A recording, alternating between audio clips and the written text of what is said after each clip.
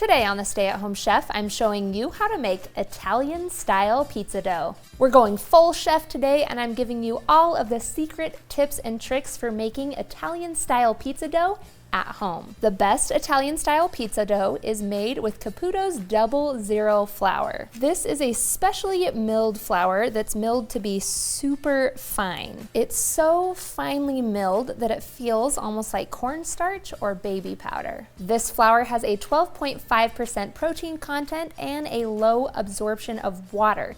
It makes for the chewiest, perfect pizza dough. If you can't find 00 flour in your grocery store, you can order it online from Amazon, or you can also use all-purpose flour. It just won't have quite the same texture as that perfect chewy Italian crust. We're gonna make our dough in a stand mixer. If you don't have one, you can always make it the old-fashioned way in a bowl with a spoon and then knead by hand. You'll need 2 teaspoons of instant or active dry yeast, 1 tablespoon of sugar, 1.5 teaspoons of salt, 1 3/4 cup of lukewarm water. You want it just warm to the touch so you don't kill off your yeast, and 1/3 cup of olive oil. We're gonna add about 5 cups of flour to start because we can always add more if we need it.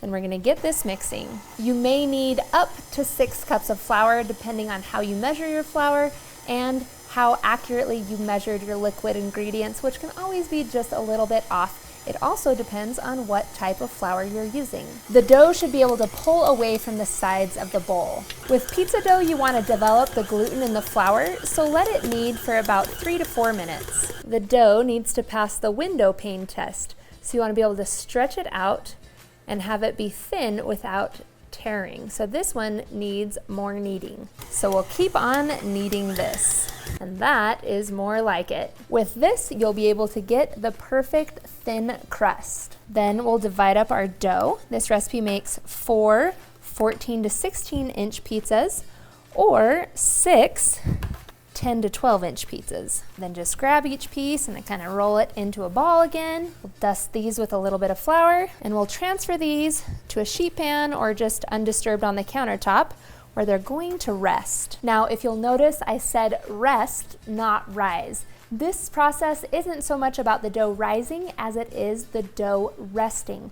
For really good chewy pizza dough, you want to let the dough rest for at least 5 hours or up to 24 hours. Cover this with plastic wrap.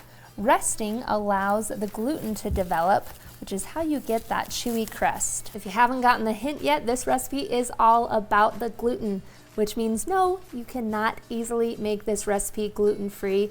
You definitely need a recipe that was developed just for that purpose. I've got some dough I made yesterday, so I'm gonna transfer that to a lightly floured countertop, and then you can either roll this out or stretch it. If you wanna be really fancy, what you'll do is stretch it out using your fists and then give it a toss.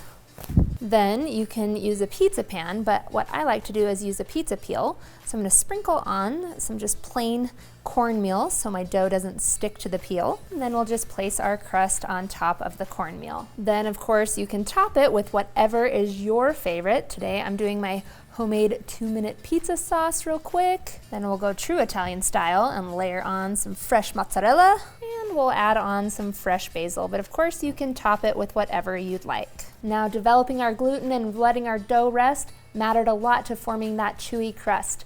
But the best, perfect Italian authentic style of pizza is cooked in a wood-fired oven.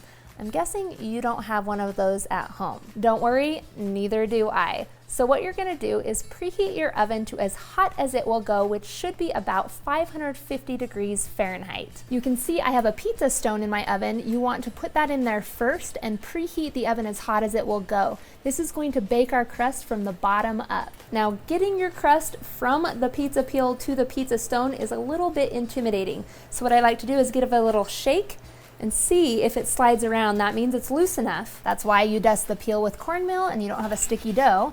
And then it should just slide right off. Now, the pizza stone is great, but the other great trick to cooking Italian-style pizza at home without a wood-fired oven is to turn the oven to the broil setting. You'll have the residual heat in the oven, the heat from the pizza stone, and heat coming from above.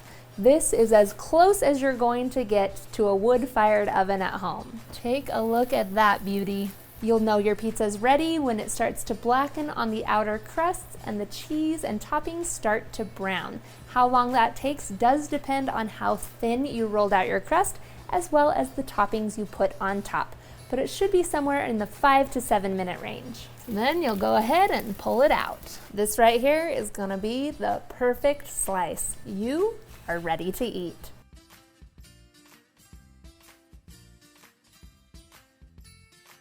Be sure to check out my website where you can find more tips and tricks and answers to frequently asked questions. Thanks for watching. You can find the full written recipe in the video description. Be sure to subscribe, like, and follow, and check out the rest of my videos, where you can find hundreds of restaurant quality recipes you can easily make at home. See you later.